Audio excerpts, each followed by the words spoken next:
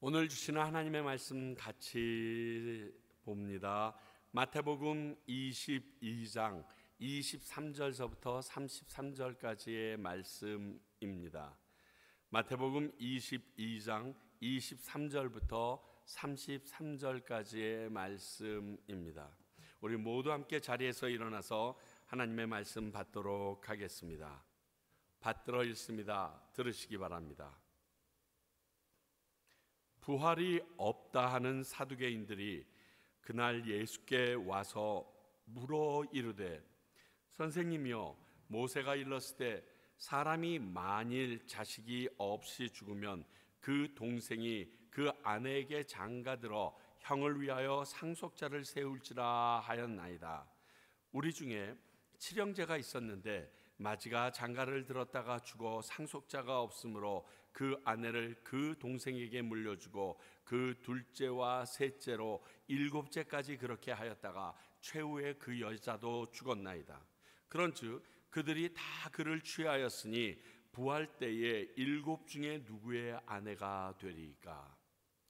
예수께서 대답하여 이르시되, 너희가 성경도 하나님의 능력도 알지 못하는 거로 오해하였도다.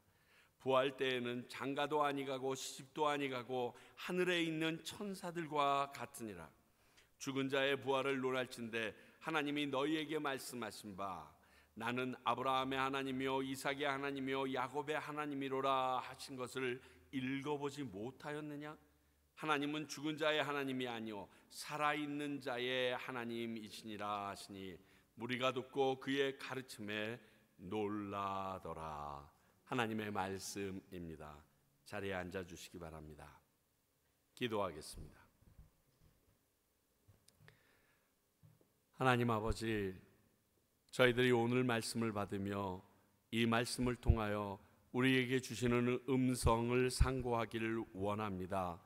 하나님이 기뻐하시는 삶 가운데 오늘 이 말씀이 역사하기를 원합니다. 말씀이 살아서 역사함을 우리가 믿지 아니하면 우리의 삶 가운데 영향을 줄지 없을 터인데, 성령님 이 시간 우리의 마음을 기경하시사 이 말씀대로 살기 위하여 발버둥 치는 저희들 되게 하시고 말씀이 내 마음밭에 뿌리 내릴 수 있도록 주여 도와주시옵소서. 말씀을 전하는 부족한 자의 입술도 주님께서 주관하시사 온전히 하나님의 말씀이 선포되어지게 하여 주시옵소서. 예수님 이름으로 기도하옵나이다. 아멘.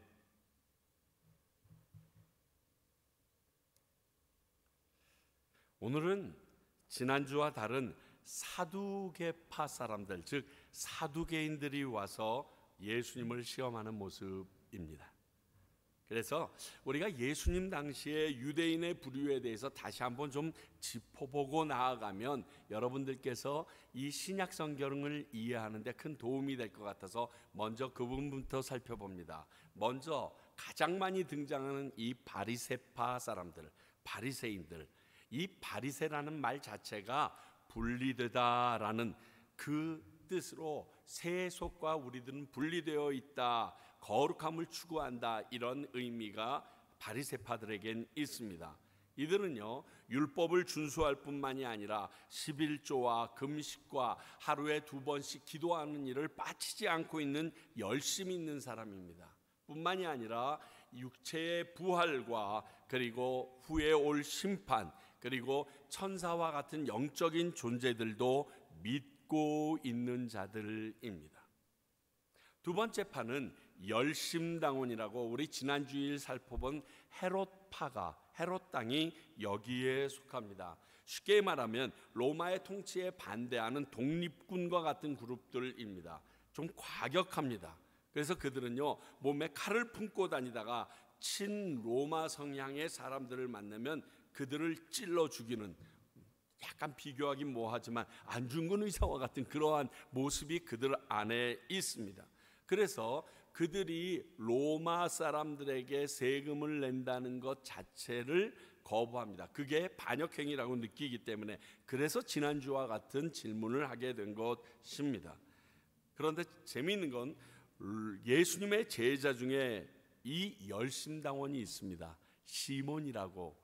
헤롯 땅파에 속하는 열십당원이 있는데 정말 더 재미있는 건 그 반대가 되는 친로마 성격인 세리 마태도 예수님의 제자 중에 함께 있었다는 겁니다.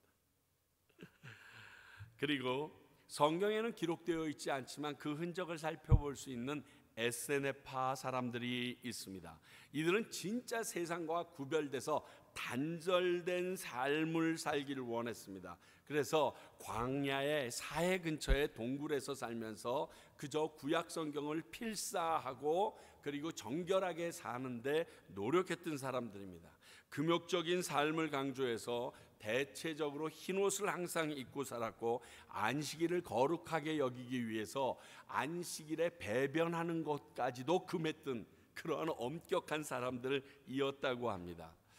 세례 요한이 광야에서 약대 털옷을 입고 했을 때 그 모습이 에세네파 사람이라는 추정을 가지고 오기에 아주 충분한 그러한 동기가 있습니다. 그리고 오늘 등장하는 사두개파 사람들입니다. 사두개인들은요, 당시 기득권층입니다. 정치적으로도 물질적으로도 기득권층입니다. 정확하지는 않지만 그 제사장파인 사독계열에 속했다 그래서 사두개파라고 추정은 합니다. 대제사장 직은 물론일 뿐 아니라 성전의 요직과 산에 들린 72명 중에 대다수가 이 사두개파에 속합니다. 로마의 굉장히 협조적이므로 정치적인 힘까지 가지고 있는 기득권층입니다. 이들은요, 모세 오경만 하나님의 말씀으로 인정합니다. 그래서 사람이 죽으면 그 영혼은 소멸한다라고 여겨가지고 부활이나 사후세계를 부정하고요, 천사나 마귀와 같은 영적인 존재와 초자연적인 것을 믿지 않는 무리들이 바로 사두개파입니다. 그래서 23절 오늘 본문 시작이 부활이 없다 하는 사두개인들이, 재밌죠? 부활이 없다 하는 사두개인들이 부활한 이후의 문제를 묻고 있는 겁니다. 이들은요, 초자연적인 것을 부인해서 스스로 굉장히 이성적이다, 합리적이다, 우리는 이 시대의 지성인이다 라고 자부하고 있습니다. 당시 정치적으로도 기득권층인 자기들의 논리를 맞는다라고 증명하기 위해서 오늘 예수님에게 이 질문을 가지고 나왔던 것입니다. 이들은 모세 오경 곧 율법만 인정하기에 그 안에는 부활이 없다고 보고 있습니다. 그래서 율법에 있는 형사취수 제도, 즉 내 형이 후사가 없이 죽으면 그 동생이 그 형수를 취하여 자손을 낳아서 계속 대를 잇게 하는 이러한 제도를 들어가지고 극단적인 비유로 부활이 얼마나 모순적인 모습을 가지고 있는 것을 증명하기 위하여 오늘 예수님께 이 질문을 가지고 나온 것입니다. 그런 사두개인들에게 예수님께서 이렇게 말씀하십니다. 너희가 성경도 하나님의 능력도 알지 못하는 거로 오해하였다라고.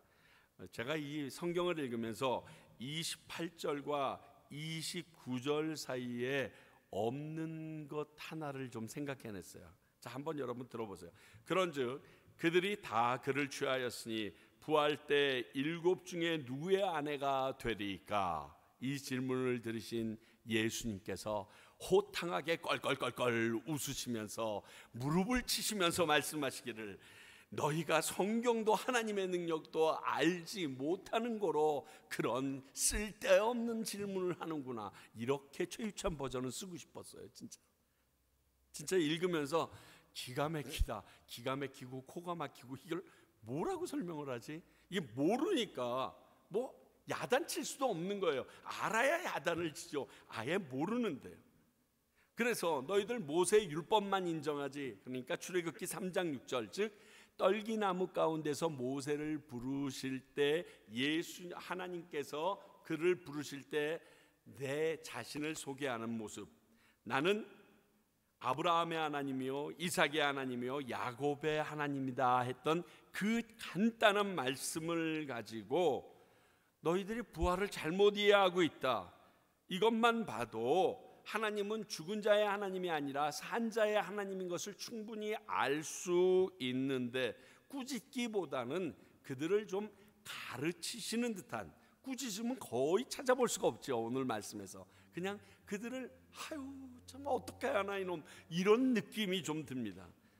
그러한 예수님의 가르침을 들은 그들은 33절 보니까 또 놀랍니다. 그리고 오늘의 모든 말씀이 맞춰집니다. 오늘 말씀을 통해서 키포인트가 되는 하나를 붙잡고자 합니다. 29절, 너희가 성경도 하나님의 능력도 알지 못하는 거로 오해했다 그랬는데 그 이유를 좀 찾아보기를 원합니다. 이거는요, 여러분 이걸 아셔야 돼요. 하나님의 능력과 성경을 바로 알지 못하면 하나님이 말씀하신 율법의 본래의 바른 취지도 모를 수밖에 없어요. 하나님이 어떤 분인지 아셔야 그분이 어떤 의도로 이 말씀을 했는지 알 수가 있거든요. 그래서 그분의 성품에 비춰봐서 그 말씀에 대하여 오해하거나 잘못된 해석을 안 할 수가 있거든요. 근데 하나님을 모르니까 성경도 당연히 잘못 해석하고 하나님의 의도도 모를 수밖에. 그래서 부활에 대한 딜레마를 설명하면서 자신들의 믿음을 정당화하기 위하여 형사 취수제대를 가지고 예수님께 질문합니다. 제 생각엔 아마 이래요. 이 질문을 가지고 바리새인들과 논쟁을 했는데 바리새인들이 이 질문에서 두 손 두 발 다 들었던 것 같습니다. 야, 마지막이다. 마지막 일격을 가하려면 그 질문 가지고 예수랑 얘기해봐. 아마 예수도 두 손 두 발 다 들 거야. 그래서 아주 의기양양하게 이 질문에 너는 죽었다, 이런 심정으로 지금 와서 아주 별의별 소리를 다 하면서 주시여 뭐 그러면서 하면 지금 이 질문을 했던 것 같습니다. 자, 그러면 오늘 29절의 이 말씀이 무슨 의미인가? 먼저는 성경을 바로 알지 못했다는 의미겠죠. 말 그대로 성경이 하나님이 말씀하고자 하는 의미를 바로 알지 못했다는 말입니다. 자, 일례로요, 율법은요, 제정하신 하나님의 뜻이 택한 백성들, 이스라엘 백성들이 세상과 구별되기 원해서였습니다. 또 소외되고 약한 자들을 보호하고 서로 함께 도와주어서 거룩한 공동체로 세워나가기 위하여 주신 게 율법입니다. 그렇다면 그들이 예로 쓰는 형사 취수제도도요, 홀로 된 과부를 돕고자 하기 위하여 하나님께서 만드셨다는 걸 알아야지 이러한 논리로 전개하길 원하는 것이 하나님의 뜻이 아님을 아셔야 됩니다. 그러므로 성경을 읽고도 그 의미를 바로 깨닫지 못하면 쓰여진 목적 이외의 용도로 이용하게 될 수도 있습니다. 이것은요, 아주 위험한 발상으로 하나님을 이용해서 자기 이득을 취하는 거랑 동급인 죄가 될 수도 있다는 것입니다. 성경은 그렇게 쓰면 안 됩니다. 그래서 성경 말씀을 바로 배우고 깨닫는 것이, 많이 읽는 것도 중요하지만 그것보다 더 중요하다라고 보여집니다. 여러분 열심히 말씀 산책하는데 그 말씀 산책을 하게 되면 성경을 그냥 후딱 읽어서는 답을 쓸 수가 없어요. 깊이 그 의미를 찾아내면서 정독해야지 겨우 답을 달 수가 있거든요. 그것과 동일한 것입니다. 주변에요, 성경 공부하자고 하시는 분들이 있다라는 것을 말할 때 많은 목회자들이, 대부분의 목회자들이 그 가르치는 분이 누구냐고 물으시는 경우 들었을 거예요. 이것은요, 그 사람의 판단하기 위해서, 그 사람의 가르침을 판단하기 위해서, 그 사람의 지식 정도나 성경의 능력 정도를 판단하기 위해서 하는 게 아닙니다. 바로 이런 이유 때문에 그렇습니다. 잘못 배우면 잘못된 길로 가거든요. 여러분, 지금 한국에서 난리치는 신천지나 그리고 JMS가요, 전부 다 시작은 성경 공부였어요. 성경 공부를 배우자. 기존 교회와 다르다. 여러분, 기존 교회와 다르다는 것은 특별하다는 거 아닙니다. 잘못됐다는데 일단 한 표를 두고 시작하면 됩니다. 자, 하나님의 말씀이 선포되고 그 지금까지 시간이 2000년이 흘렀습니다. 2000년 동안 예수 그리스도께서 하신 이 말씀, 하나님께서 하신 이 말씀은 수많은 설교자들과 감독들을 통하여 지금까지 설교되어 왔었습니다. 근데 그 모든 내용을 송두리째 뒤집어 엎는 새로운 사실이 등장했다. 그게 진리일 것 같으세요? 여러분, 설교가 2000년 동안 몇 편이나 지금 많은 사람들에게 쏟아져 나와서 전해질 거라고 생각하십니까? 최소한 1억 편 이상의 설교가 쏟아져서 지금 모든 사람들에게 들려지고 있습니다. 그런데 거기에서 새로운 것, 좀 더 독특한 것을 찾으려고 했을 때 하나님께서 말씀하시는 본래의 의지에 벗어날 가능성이 훨씬 많습니다. 왜 맨날 뻔한 말씀만 해? 뻔한 말씀만 하는 게 아니라 그게 진리이기 때문입니다. 자, 여러분들에게 질문할게요. 내 이웃을 내 몸과 같이 사랑하라. 하세요? 내 원수를 사랑하라. 하십니까? 못하니까 자꾸만 하라고 그러잖아요. 여러분, 자녀들에게 왜 공부하란 말을 한 번만 하지 않고 그 아이가 공부를 안 할 때마다 합니까? 공부를 안 하니까 하는 거예요. 하나님의 말씀이 항상 동일한데 그 말씀대로 살지 못하니까 반복해서 주어집니다. 재미있는 건 우리는 반복해서 죄를 짓습니다. 그렇기 때문에 여러분들께서 주변에서 누가 성경 공부하자 할 때 참 독특해, 특별한 해석이야, 그러면 안 가시는 게 제일 좋습니다.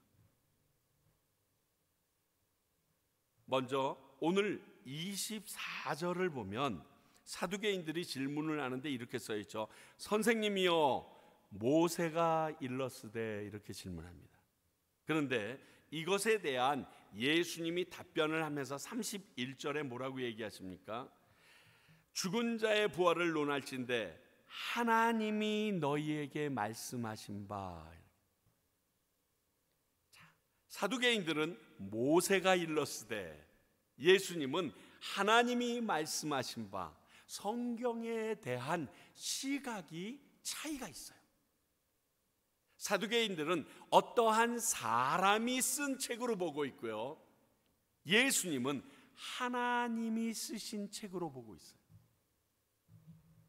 이는 예수님이 의도성을 가지고 이렇게 말씀하신 것입니다. 너희는 성경을 하나님의 말씀이라고는 인정하고 있느냐? 그러면 모세에게 율법을 주셨을 때 그 하나님의 의도도 찾아봐야 될 거 아니냐? 지금 이런 의도로 이렇게 말씀하신 것이에요.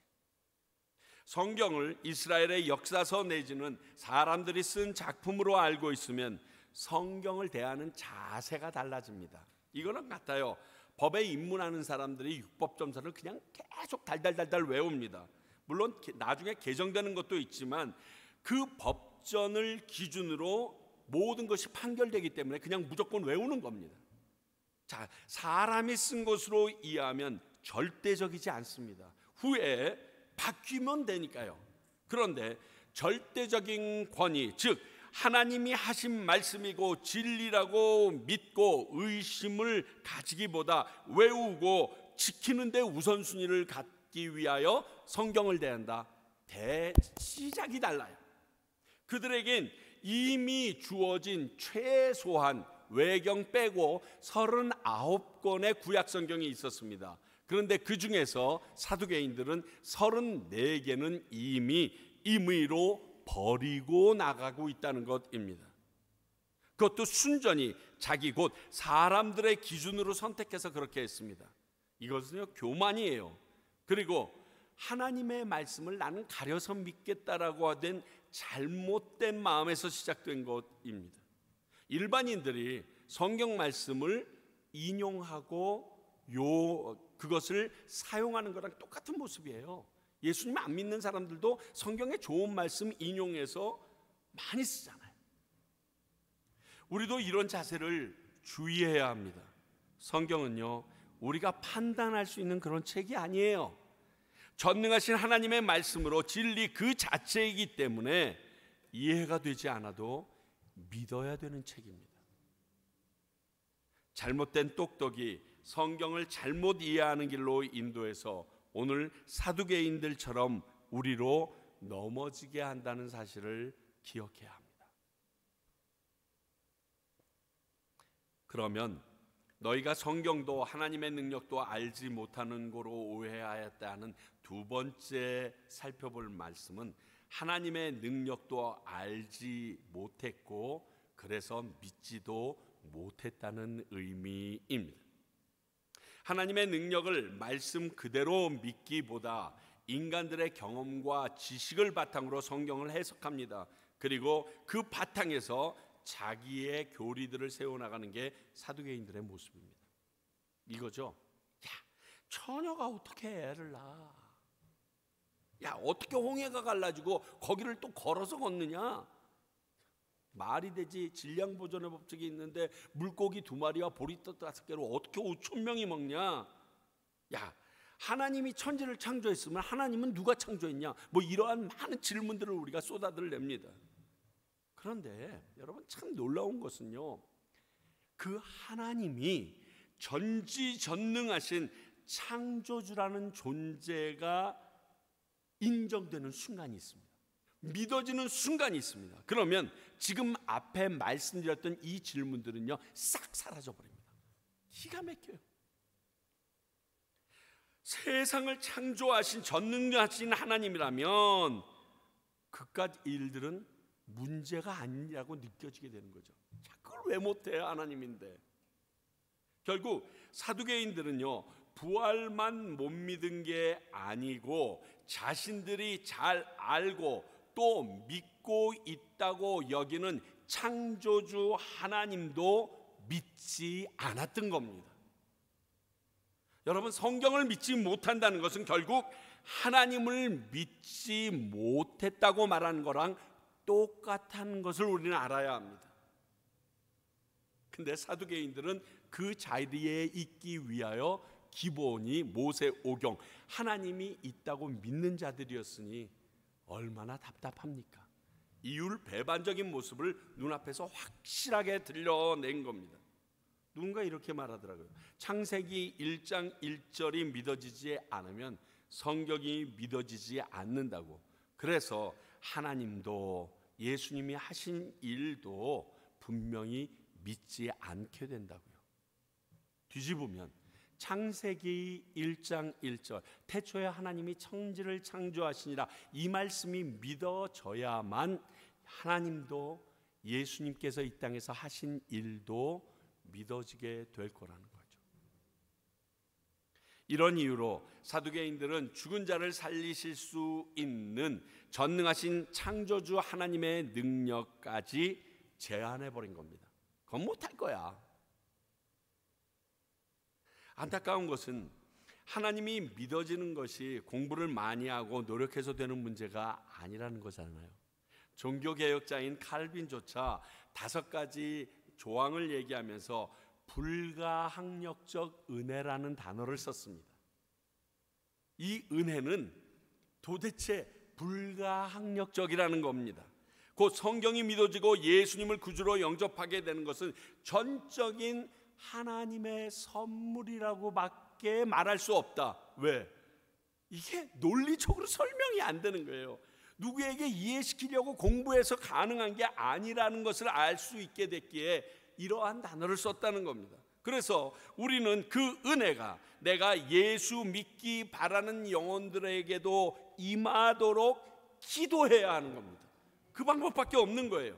그것도 내가 그 은혜로 이 자리에 있다는 것을 인정하는 행위가 되기 때문에 더더욱 중요합니다. 호세아서 6장 3절을 보면 이렇게 쓰여 있죠. 그러므로 우리가 여호와를 알자, 힘써 여호와를 알자.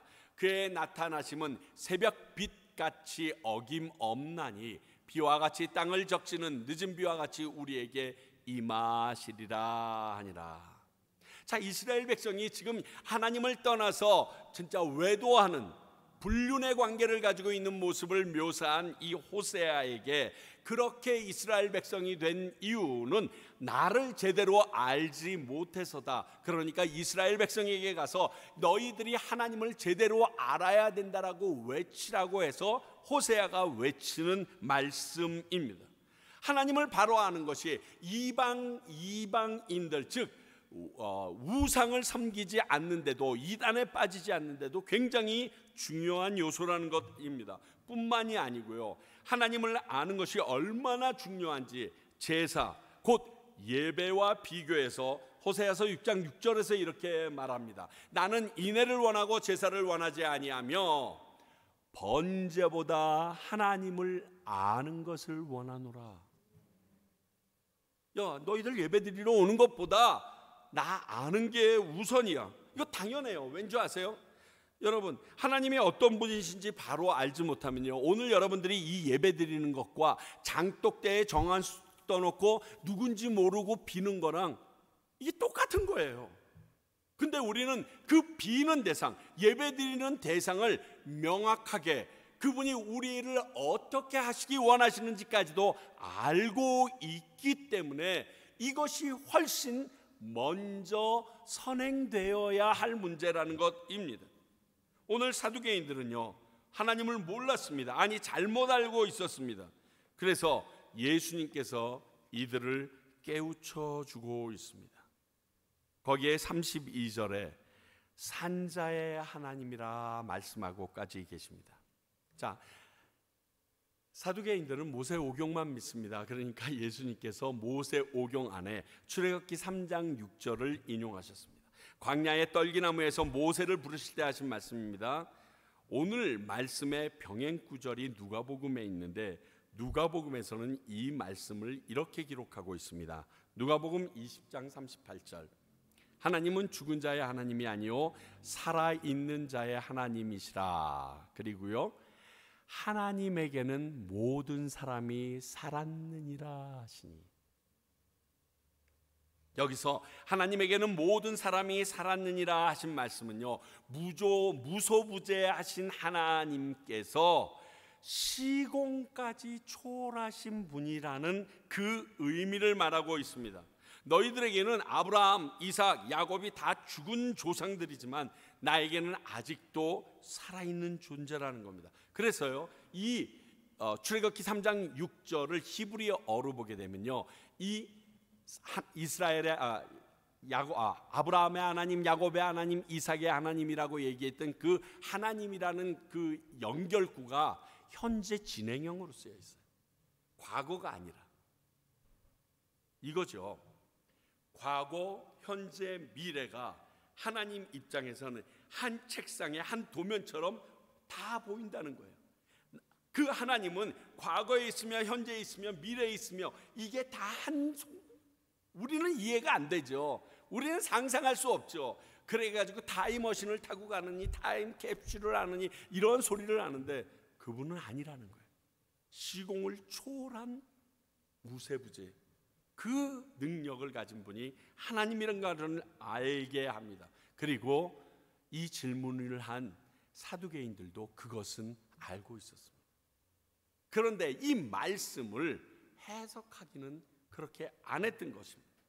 앞에서 말한 전능하신 하나님이라고 믿었다면 하나님이 산자의 하나님이라고 하신 이 말씀을 당연히 이해했겠죠.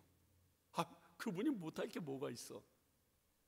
그러면 사람의 부활도 그런 하나님이라면 가능하다라고 인정했을 텐데 말입니다. 그래서 결국 부활과 천국에 대해서도 오해했다라고 말한 겁니다. 그러니 부활할 때 모두가 살아난다는 것은 말하면서 누구의 부인이 될 것인지에 관심을 갖고 있는 세상적 차원에 머물러 있는 지금 사두개파 사람들의 모습입니다. 그래, 부활 때 부활한다고 치자. 그러면 누구의 아내가 되겠느냐? 얼마나 당황스럽겠느냐? 그 당황스러운 일을 하나님이 하실 것 같으냐라고 인간의 차원에 머무른 겁니다. 그래서 제가 푸하하하 이거 넣어야 된다라고 얘기한 거예요, 중간에. 결혼제도는요, 결혼을 통해서 유한한 인간들에게 하나님께서 창세기를 통하여 생육하고 번성하라고 해서 그 인간의 역사가 계속 기록될 수 있도록 하는 것이 첫 번째 원칙이었습니다. 근데 천국에 들어가면 영원한 삶을 삽니다.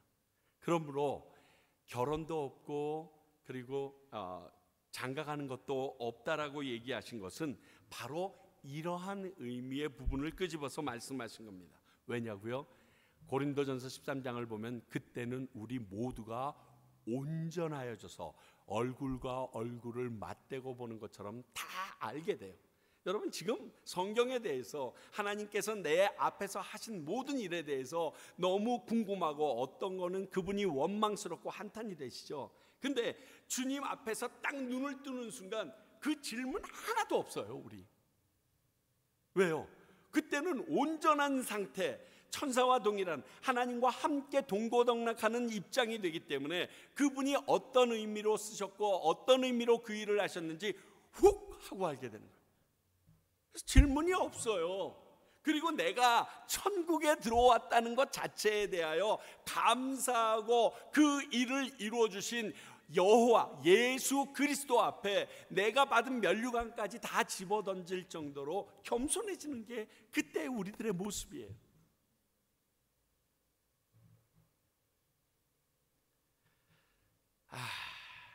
사두개인들은요, 이런 극단적인 질문이 결국 하나님도 믿지 않고 성경도 잘못 알고 있기 때문에 생긴 것이라는 무지를 드러냈어요. 이걸 예수님은 깨닫게 해주신 것이고요.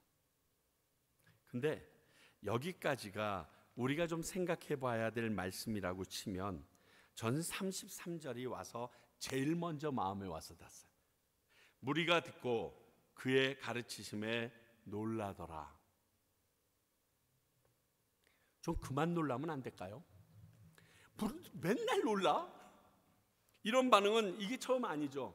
자, 예수님께서 제일 처음 강해하셨던 산상수훈 끝나자마자 지금까지 율법학자나 바리새인들이나 서기관과 달라서 놀랐어요.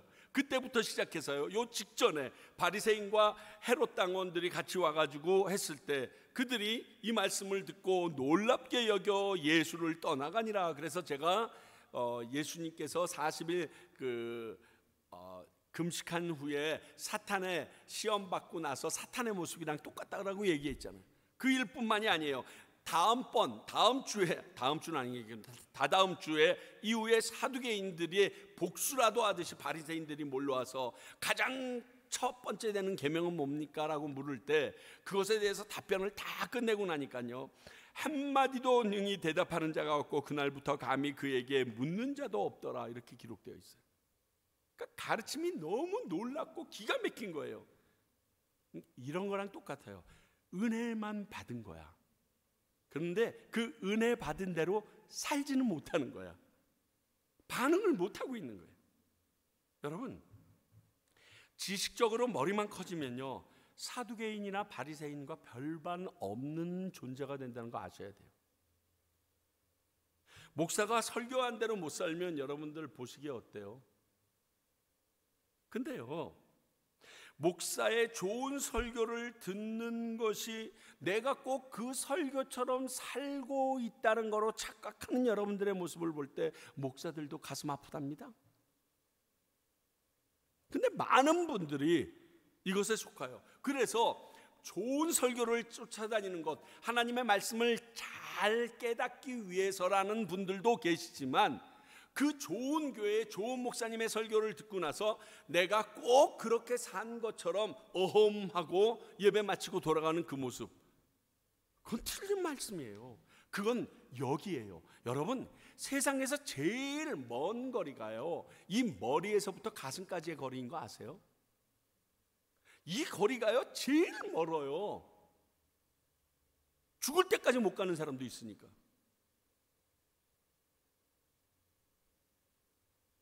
이 착각이 참 심해요. 자, 이제는요, 은혜를 받았다고 말하면서 그 은혜를 갚기 위해 어찌해야 되는지 생각하고 고민하고 실천하는 우리가 되기를 간절히 바랍니다. 여러분, 언제까지 놀라기만 할래요? 은혜를 받았는데 머리로만 알고 있고 아무 행동도 안 하면요, 여러분들이 그렇게 경멸하는 배은망덕한 행동을 하고 있는 거예요. 내가 그렇게 살지 마세요. 이제는 말씀에 반응하세요. 놀랄 정도로 찔렸으면 회개해야죠. 그 말씀에 대해서 내 안에 계신 성령님이 원하시는 그 행동을 내가 취해내야죠.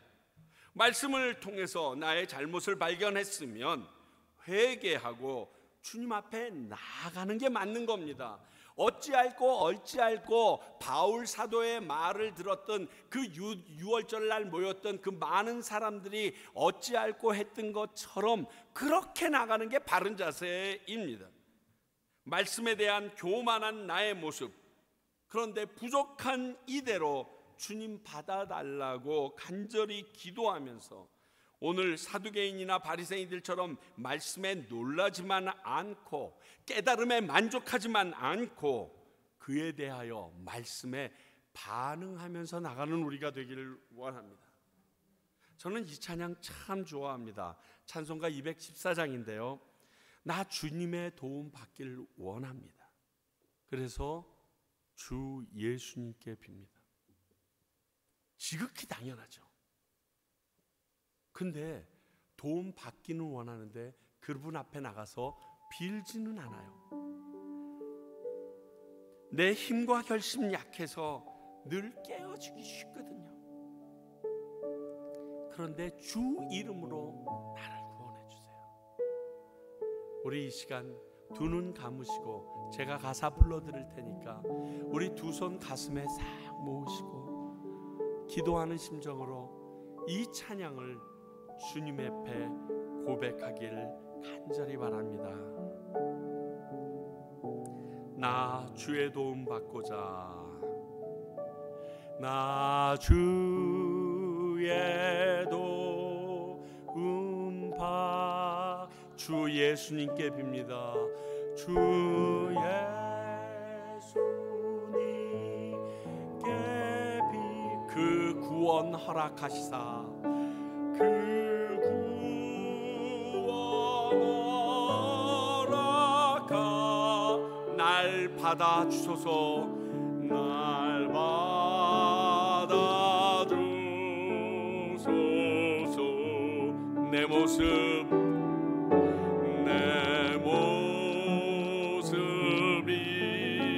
이대로 주 받아주소서, 주 받아주소서.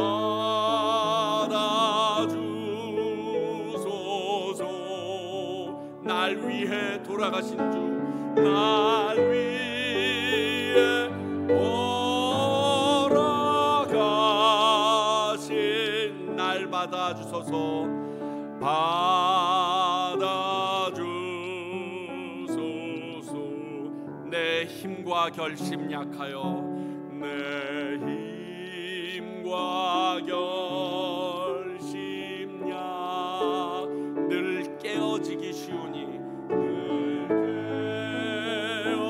깨어지기 주 이름으로 구원해, 주 이름으로 구원 날 받아주소서, 날 받아주소서. 내 모습 이대로, 내 모습 이대로 주 받아주소서, 주 받아주소서. 날 위해 돌아가신 주, 날 위해 돌아가시 날 받아주소서, 날 받아주소. 우리 이 시간 같이 한번 기도합니다. 큰 소리 내지 않으셔도 좋습니다. 그러나 주님, 나 이 부족한 교만한 그리고 여전히 하나님 앞에 대항하고 있는 이 모습 이대로 죄인 되었을 때 받아주신 그 모습 그대로 받아주시사 주님, 나의 모든 것이 속죄함 받길 원합니다 하는 마음으로 나아가길 원합니다. 하나님 아버지요, 주님의 귀한 말씀 우리에게 죄사함의 기회가 될 수 있기를 소원합니다. 그리고 하나님이 원하시는 귀한 모습으로 바뀌어지기를 원합니다. 아버지, 이 시간 우리 가운데 말씀하셔서 그 하나님을 경험하는 시간이 되게 하시고 그 하나님을 알게 되는 시간이 되게 하여 주시옵소서. 언제까지 우리가 말씀을 듣고 내 머리만 땡땡해지는 것으로 끝내겠습니까? 아버지여, 내 마음에 놀라운 진림이 있으면 반응하게 하시고 또 내 모습 그대로 주님 앞에 내어놓으며 그대로도 받아주시는 하나님 앞에 감사함으로 나가는 주의 백성들 되도록 오늘 이 시간 우리 가운데 결단하는 마음을 주시고 회개하는 영을 부어주시사 새롭게 하여 주시옵소서. 살아계신 하나님 아버지, 그렇습니다. 정말 사두개인들을 통하여 우리의 모습을 보게 하셨고 그리고 그러한 우리의 모습이 잘못된 것도 알게 하셨습니다. 그렇게 깨달은 걸로 끝내지 말게 하시고 그 말씀대로 우리가 다시는 그 길을 서지 아니하며 오만한 자의 자리에 앉지 않는 삶을 살도록 도와주시옵소서. 이 시간 결단하고 나간 모든 이들에게 이러한 모든 길을 끊어주시고 오직 하나님을 알기 위하여 말씀을 그대로 믿기 위하여 노력하는 마음 생기게 하여 주시옵소서. 예수님 이름으로 기도하옵나이다. 아멘.